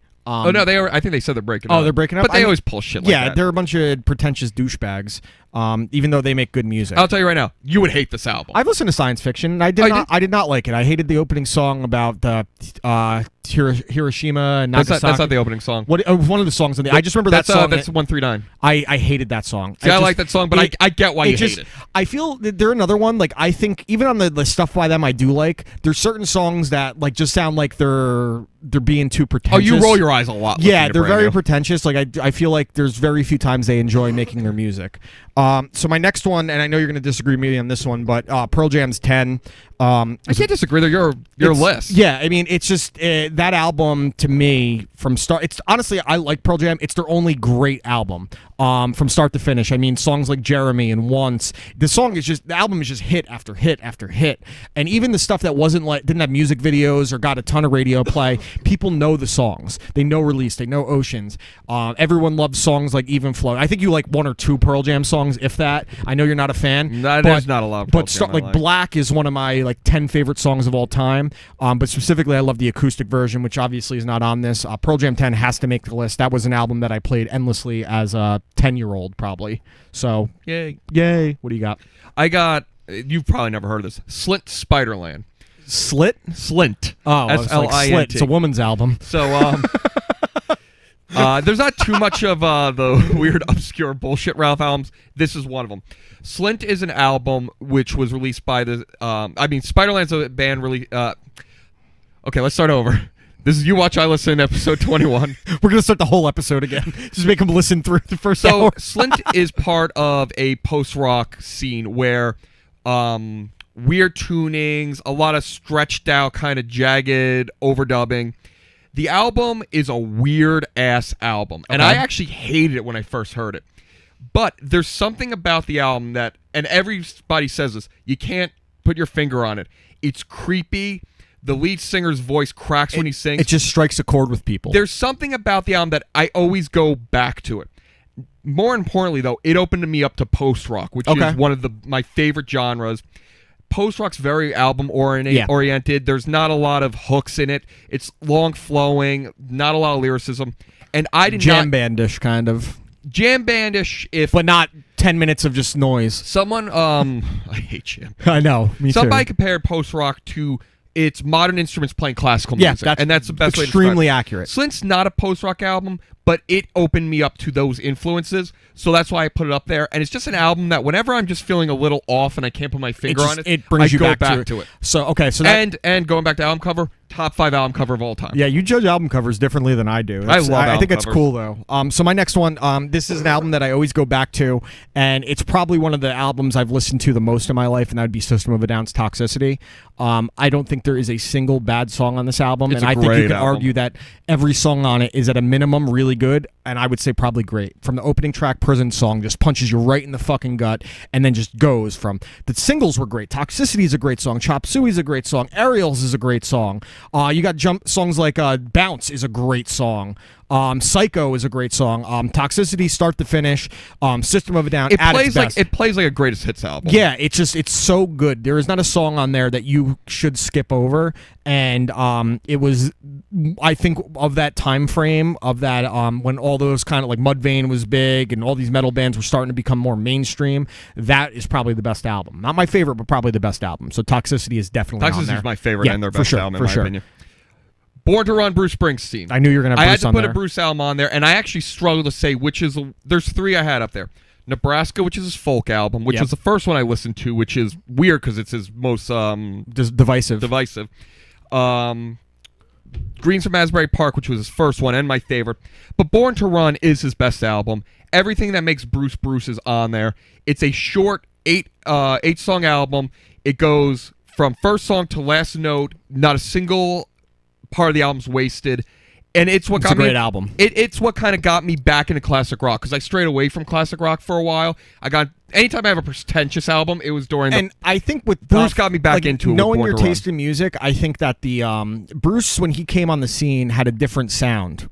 He had saxophone players and all these different things, and incorporated things like being almost experimental folk, with the folk lyrics. Yeah, though. but true storytelling as well, and that you could tell that definitely influenced your entire taste in music going There's forward. a famous album cover of him on the Times, and it says the next Dylan with a question mark. Yeah, and they're wrong because he's better than Dylan. Was it the Times or was it Rolling Stone? I don't remember. I think it was Time. You might be right. Why don't you look it up while I go over the next one? So my next one, this is one that I forgot to mention last week, and it was shocking, and it has to be on there because as a child, this was my favorite artist by far. There's videos of me when I was little dancing, and I was him for Halloween one year. Michael Jackson's Thriller. I don't know how that cannot be on my influential album, and I will say right off the bat, the first song on the album is probably his worst song. The Doggone Girl Is Mine with Paul McCartney is an awful song, but then after that, the album is just a fucking banger. Quincy Jones was the producer on it, so the beats are fire. And then just Billie Jean is one of my favorite songs of all time. If I hear that at a wedding, I'm out there dancing like an asshole, and that better play at your wedding, because that's what I need to hear every time. I can't make a thing with influential albums because I base my taste in almost all pop music going forward off what I think is probably the greatest pop record of all time and the most successful album of all time in Thriller. You could argue it is the most influential album since its release of any genre, honestly. When you look at how much it sold and look at Justin Timberlake would not have a career. Those boy bands would probably not have as much success if not for the success of Michael Jackson, of the Jackson 5. You can argue just him in general is the most influential musical figure between the Beatles and Elvis Presley. Yeah, no, I have nothing to disagree. I wish I could say, no, you're wrong, but I agree entirely. Yeah, it's got to be on there. Okay, my next one. An album I gave you earlier in the show, not in the podcast. Yeah, I know what you mean. Let's start over. This is You Watch, I Listen episode. In the Pit. Agalloch the Mantle. Okay, yep, great album. Great album. Love metal. I already said that I thought about putting a Metallica album on there. There are a few metal albums that I heard before that, but that's the album that really opened me up to all the different types of metal. Yeah. Up to that point, I thought metal was thrash metal. Maybe you had Slipknot type thing. And that's what opened me up to folk metal, power metal, new metal, which I still don't like. Rap rock metal, Limp Bizkit. Agalloch the Mantle, still one of my all-time favorite metal album, bar none, and it opened me up to a world where I didn't even know that there were subgenres of metal. That's a good one. I've already hyped it up enough previous show. All right, so my next one, this one really kind of shifted the way I listen to rock, metal, whatever you want to call it. Tool's Enema, whatever you want to call it. Yeah. First off, if you like album art, Tool always has really cool album art. But the opening track on this is a song that will get me hyped up like few others in Stinkfist, right off the bat. That's the first song on the album. Yeah, the first song, just right. And I think there's so much you can define an album by the opening track and how it hooks you, which makes Thriller an exception because that opening track is terrible. Tool, just the progressions in their songs, how one song could contain 3 different songs in itself in the breakdowns and how tight they are.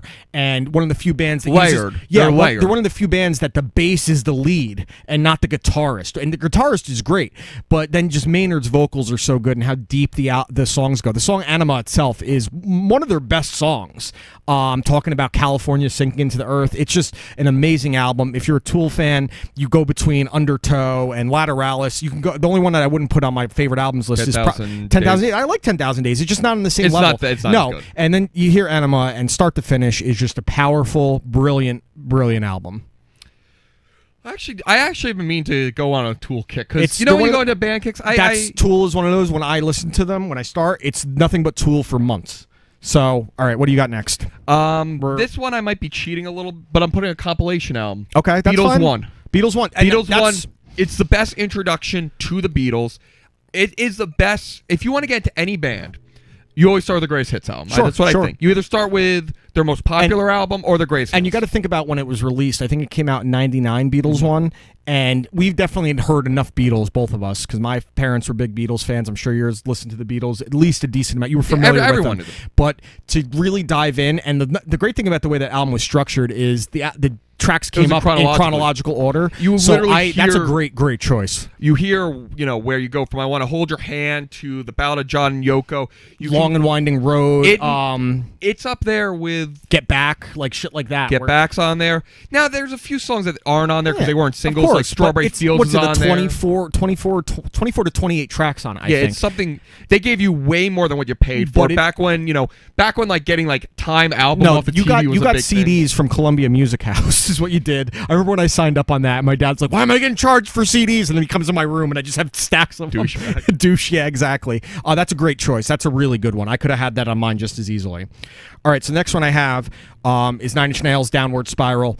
Another one that completely changed the way I heard music because I was strictly a rock person at this point, and in a lot of ways I still am, but it made me more open-minded to experimenting with sound and being talking about subjects in songs that maybe aren't necessarily common. Like to have a song on TV that had this very controversial music video and the lyrics are "I want to fuck you like an animal." Like when I was young, that was just listening to that. That was cool, and that's one of my least favorite 9 Inch Nails songs. But from start to finish, it was either that or Pretty Hate Machine, which may be the better album.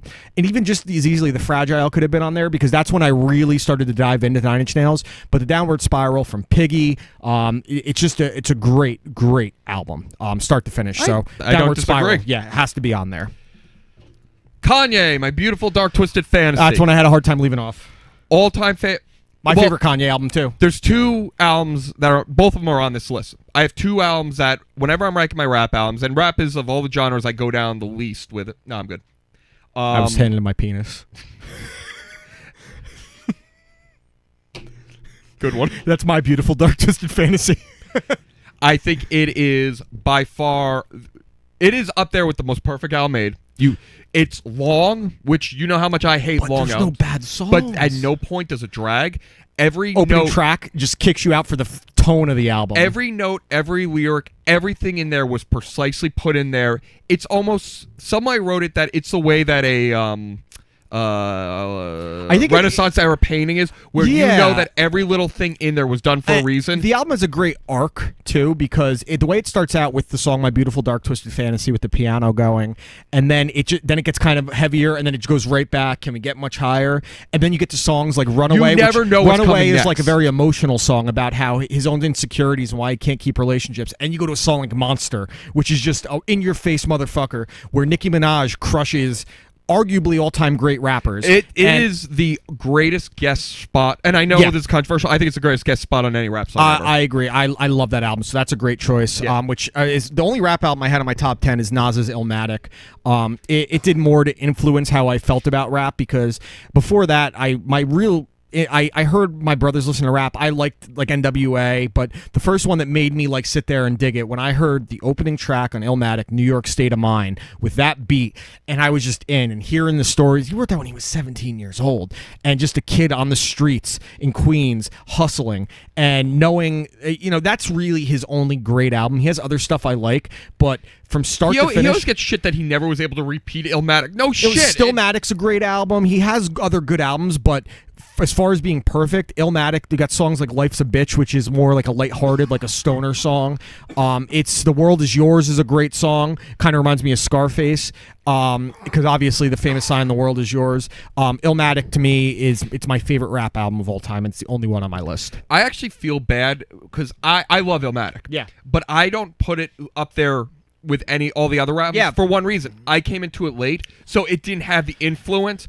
And that's a tough rap album where I don't want to say it didn't age well, but it was an album for its time. And if you didn't experience it when it came, I got to experience it because it came out what year? 94. 94. I was older the first time I heard it. I just remember hearing that song and asking my brother like, "What is that?" And he had it on cassette. It had to be like 97, and that was like the first time I really started to fall in love with rap. It's one of those albums where I will never appreciate it the way it should be, and I can't do anything sometimes about it. That's just when it comes out. So what do you got next? A band you've probably never heard of. It's actually, and I no hyperbole, my all-time favorite album. It's called Pure Reason Revolution, The Dark Third. Okay. Pure Reason Revolution is a weird British... The only way I can describe it is Pink Floyd meets Zeppelin. Okay. I don't know. There's a lot of synthesizers in it, but not like cut copy synthesizers. Yeah. Like a little more electronic. They blend harmonies like the Beach Boys with guitar solos and things like... The album's all over the place. I've played this album for everyone. No one likes it the way I do. People don't get it. I don't understand why I like it. All I know is whenever I rank my favorite albums, it's always number one. And it opened me up to a lot of not post-rock, I already said that, neo-progressive music. Neo-progressive. Neo-Nazi progressive music? Neo-Nazi progressive, yeah. That is It's just Rammstein. You know what a progressive neo-Nazi is? No one. Yeah, exactly. Progressive neo. No, that was an episode of Chappelle's Show when America was split into gay America and straight America, and the gay Klan was wearing pink robes. No, it's always Chappelle's Show. Excuse me. Confused. Yeah, my bad. I'm just watching It's Always Sunny a lot. All right. Progressive music is corny. It really is. Yeah, it is. But it can be really good too. This album straddles that line between corny and great. I'm probably never going to give you this album because I know you would hate it. But I'm getting to the point where I'm going to start giving you like bad movies just for bad reviews. Like I think that's fun. I see. If I gave you this one, even though I know you'd hate it, I'd have to debate you on it, and I don't want to get into that. I don't want to justify why I love this album. The difference is like movies and music, I think. It's like when you like a movie, you have to understand that there's going to be people that don't like it. There's like all-time great movies that people don't like. But with music, it's way more of a feeling than movies are, depending on who you are. Like movies, I get very they're submersive to me. I like diving into it, so I do have more of a connection. But with music, so I know people don't like beautiful, dark, twisted fantasy, which is amazing to me. But it's a matter of what you hear and what you feel when you hear it. You know how you always say an album captures a feeling? Yes. This is they did it on purpose. A very sterile album. Okay. It's a very clean album. Like you, sterile. But good one. All right. So it's a Ralph album. I don't think anyone else. No one else can get it. Okay, that's cool. The fiance listens to it. She's like, I don't get it. All right. So the next album on my list is the album that made me want to follow on my father and my brother's footsteps and be a bass player. Was Red Hot Chili Peppers' Blood Sugar Sex Magic. Yeah. Arguably their best album. I think people will argue between that and Californication are the two most commonly mentioned. The two most commercially and critically successful. Just right off the bat, the opening song is what I heard that bass line. I was like, I want to play like that, and that's Power of Equality. Like right off the bat, it's like a light sounding, and then you just hear that bass line drop. I actually was just listening to this album on Thursday. It's great. Start to finish, I think might be their best song on the album. Best song in general. I think Breaking the Girl is just an amazing song. You got the little flutes in the background that sounds almost like Renaissance-ish. The drumming is just all over the place. The time signatures, and then between their best songs, their best song might be Soul to Squeeze, and that's not even on one of their albums. It's the Conehead soundtrack. But it sounds like a Blood Sugar Sex Magic song. But then their biggest hit is probably Under the Bridge, and that's on there. And that's one of my least favorite songs of theirs, but you can't deny the impact of that song and that album. Yeah. It's just great. I think it's a Chili Peppers at their best. As much as I like the newer stuff, it's just when they were I think when they hit their stride, like when they finally got running, because they had good albums before that. Mother's Milk was all right. They had decent stuff, but the second the Hill Slovak stuff it's a little hard to get into. Yeah, but the second they jump in and like their first big hit was like Give It Away, and they just gone. Yeah, and Blood Sugar Sex Magic has to be on my list.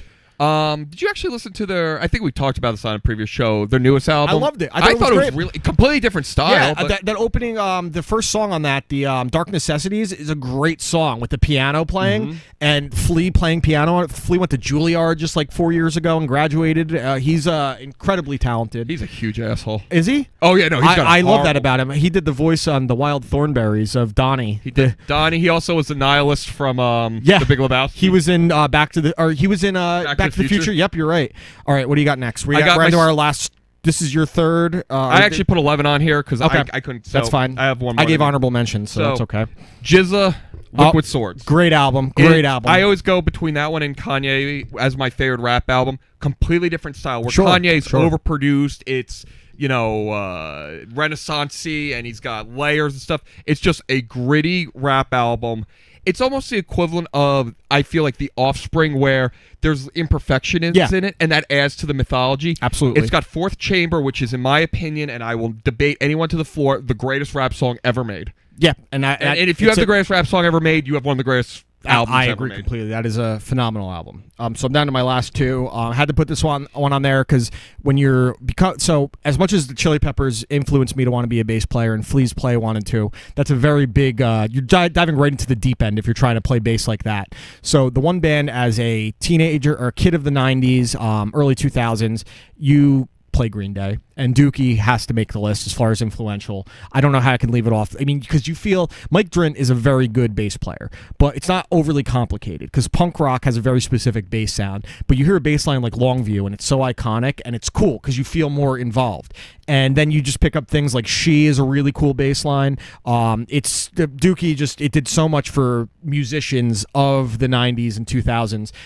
One of the first songs you learned, like I said, was Brain Stew because it's easy. Well, Brain Stew's not on that. I know, but I'm just saying Green Day in general. When I Come Around was the first When I song Come I Around, learned. and that has a really cool bass line. It's very simple. It's just a bunch of finger rolls, and it's a great album. Dookie, I think, is probably one of the top 10 albums of the 90s in general. Oh, I would say. So Dookie has to make my list. All right, and my next one is Green Day Dookie. Is it really? Yeah. That's great. So everything that you said, to this day, it doesn't matter how long I go. If you put that on, I still know every word. And you jam every out. song. You fucking love it, man. I think Burnout may be their most unheralded song ever. Agreed completely. The album completely... Great album cover. Great album cover with all the chaos and the dogs dumping... I had the shirt with the fucking turd on it, the Dookie shirt. I actually want one of those again. It's very similar to Beatles, Elvis. You had grunge, and then you had pop punk. Yeah. Because Kurt Cobain dies, Nation needs something, here comes Green Day. Yeah, you could say that Dookie is like their Nevermind of that whole genre, I would say. It started a generation of pop absolutely. punk, loners, anti-culture. It fully inspired Blink-182's breakthrough mainstream success as well. So I agree with you. And my last one, this one is a bit of a curveball, and this is the one that I put Ben Harper, Welcome to the Cruel World, off my list. I love that album. It did a lot to influence the kind of songwriting I like. But the one I have to put on there is Jeff Buckley's Grace.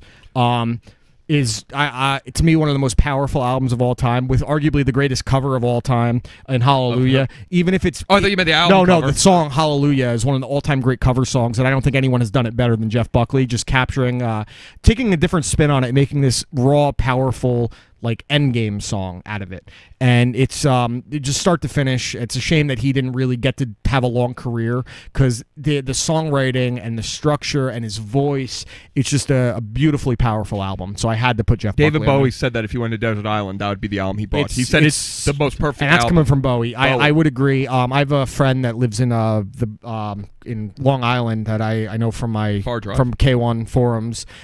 Keith is his name, and I knew Grace pretty well, but he's a very intelligent person on music, and he said go back and listen to it, because you'll see what I mean about this album being like one of the most important, best albums of that era. And I listened to it like with just like my soul was, it was shortly after my dad passed, so I was a little raw emotionally, and the album just it struck a nerve. Even though I always liked it, that I realized like this is why I tend to like music where I can feel what the artist is feeling when they write it. You know what's weird about that? When an album because I think it was the only album he released during his lifetime. I mean, he died very shortly after he released it. Is when albums like that get released, there's a weird thing where it sounds like they're singing from beyond the grave. Yeah. That it sounds like he was already dead when he wrote. I mean, it's so cliche to say Hallelujah is amazing, but when you hear his voice on that, the opening, his voice cracks. The breathing in the beginning, like where you can see, like he's like, this is going to be hard for me to do. It's just the song almost like unravels as it goes, but like he's doing his best to keep. I'm getting chills talking about it right now. It's just a beautiful song. Actually, beautiful there was a good chance that I would have put that on there. I didn't even think. Great album. It was really hard because Ben Harper might be my favorite songwriter ever. But this album tops any Ben Harper album. No disrespect. So what's your last two? So I got two. I got Okkervil River, Black Sheep Boy. Okay. Okkervil River is a folk band out of Texas. A lot of country influence, and this album. You told me about this actually. I love this. I love this album originally. Now that I go back to it, I kind of think it's a little corny and it's a little melodramatic. Okay. I think a lot of bands do it better than them, specifically Blitzen Trapper, which is one of my all-time favorite bands. Talk to me about You're going to get some Blitzen Trapper in the future. Sure. But Okkervil River was the one that brought me into that folk world, and I do think there's something to say about that. Even if an album hasn't aged well, that there was a time in your life where that album was really important to me, and I kind of have a little nostalgia for that. I get it. There's some great songs on it. There's a lot of shit on it. Sure. They're a band that they just release a list of songs, and they'll try to tie them together, but it doesn't always work. Just doesn't work. Yeah. And what's your last one? Number one album, by far the most influential album of my life. So you did rank them. No, this was the only one. But it's just one you could say it's the most. This was the first one I thought when I did. Gotcha. Arcade Fire Funeral. Okay, I know you liked them a lot. The greatest album released in my lifetime. One of the greatest albums ever released. When you talk about an album where I've never heard it. I don't know if it's your type of music. It probably isn't. Everything I've heard, respect it though. Everything I've heard from Arcade Fire, I don't think it was bad. It just didn't necessarily click with me, but I've heard nothing but great things about this album. This album, all the band members, and they're like Slipknot. They have like 12 people in the band. The majority of them had significant deaths around recording this album, and you can hear it. That's why they call it funeral. That is actually grandmothers died, parents died, brother died. Friends, significant there's others, something in there. Every cats. song, it goes from there's two types of concept albums. There's a concept album where it's an overlying story, and there's just repeating themes. And Arcade Fire Funeral has a lot of loss of innocence, childhood gone, I get what you're saying. Nostalgia, corrupting what you remembered. And the first time I heard this album, I felt like I knew it my entire life, and I can't say that about a lot of albums. I'll have to check that one out. I'll wait for you to give it to me. I'll give it to you one time. I think I don't know if you'll like it, but you'll go, I get it. Well, that's the thing, and obviously I do respect your taste in music doing this show, because you've given me way more stuff I like than dislike. I would say it's probably been about like 70-30 on the stuff I've disliked. And if it means that much to you, I'm interested to see what like you find your most influential. So after a Halloween month, I'm very interested. That's what I did with Tragic Kingdom, because Tragic Kingdom to me didn't mean a lot, but I like that it meant something to someone that meant a lot to me. And I think she doesn't mean a lot to you anymore. Meant. Last summer she did. Since she's then, gone. She's gone. She might be dead. All right, so we went through our 10 influential albums. I'm going to throw you another curveball. I like this theme. We did it for I Listen. Next week, movies. 10 most influential movies. I don't know if I've ever seen 10 movies. We've done 21 episodes. And I've read 21 Wikipedias. Number one most influential, Draft Day.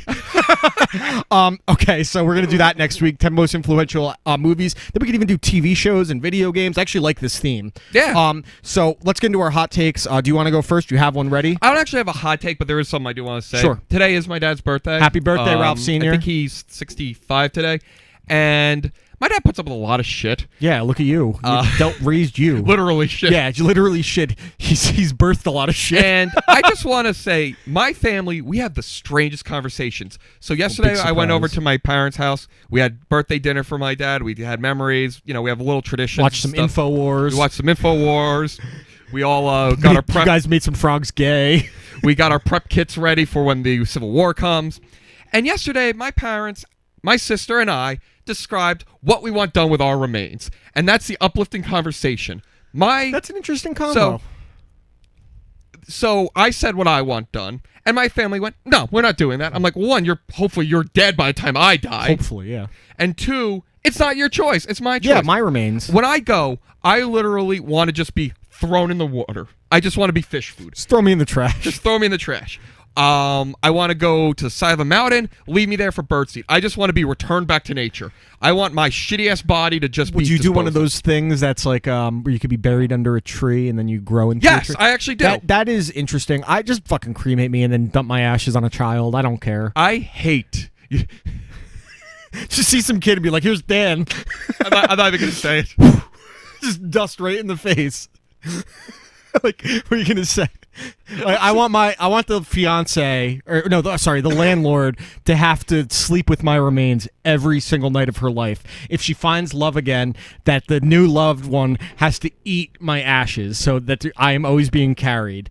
That's where I'm going. Frankly, I really don't give a shit what you do with my body. I do not want to be buried because there's something weird about like knowing that your body's being. I mean, whatever you believe, I that weirds me out, and I believe in zombies and shit. So that's I don't believe in conspiracy theories, but yeah, zombies are real. What an asshole I am. I think it's a cool conversation to have with your family because you could see the different levels of morbidity between each members of the family. I'll go through all of them. My mom just wanted a traditional funeral. She's buried, mausoleum, whatever. Somewhat religious. She's not, a holy roller. But she wants a traditional, Catholic funeral week. My dad wants to be blasted into space. That I think is cool. When my mom looked at the price, said no. You should just put a cinder block on your dad's legs and put him at the bottom of your pool. My sister wanted her energy to return to nature. She didn't actually give it. And Felix said, I don't give a shit. So I'm like Felix in that regard. I just want something weird to be done with me after I die. But, I don't like when people say, well, no, that's weird. It's your last remains. Can you drop my body to a cannibalistic tribe? Would that be acceptable? Would they eat dead meat? Okay, cool. So that's your. No, I'm gonna do it when you're alive. Okay, no. When you're dying, I'm gonna break it with lesions. I'm gonna break you out of hospice care. Introduce AIDS to this tribe. The year will be it's 2018. So in 2024, I'll take your body out of hospice. If that's all the time I have, that sucks. We're gonna at least get to 300 episodes by then. The 300th episode is my death. Euthanasia. All right, so you drink poison on the air, and the sound's just you gurgling. You poisoned, I laugh. Is the name of the show. The show's called Death Rattle, Death Wish. All right, so my hot take. We posted this on the Facebook page. After 45 years, HBO boxing is coming to an end. I have never known a time in my life where HBO boxing was not a thing. Before the UFC was a regular thing. Before the UFC was a thing, my dad, my brother, my mom, uncles, they would watch HBO boxing on Saturday nights. You'd go to someone's house that had one of the illegal cable boxes and watch the pay-per-views on HBO boxing. HBO now is synonymous with quality television programming more than anything, but for a long time it was boxing. And there's boxing in first-run movies. Yeah, exactly. And now it's coming to an end. And HBO boxing has been on the downslide for a while. Showtime boxing has been highly superior.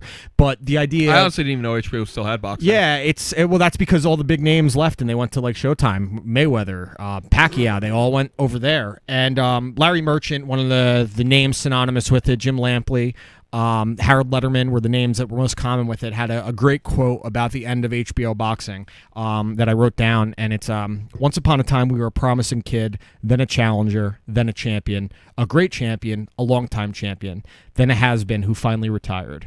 Amen. So long, champ. That's Larry Merchant, who told Floyd Mayweather if he was 30 years younger, he'd kick his ass. One of the great moments of all time. So, as someone that grew up with boxing in my life, my dad did Gold Glove boxing, my brother, my uncles, it's just been around forever. My grandfather boxed in the military.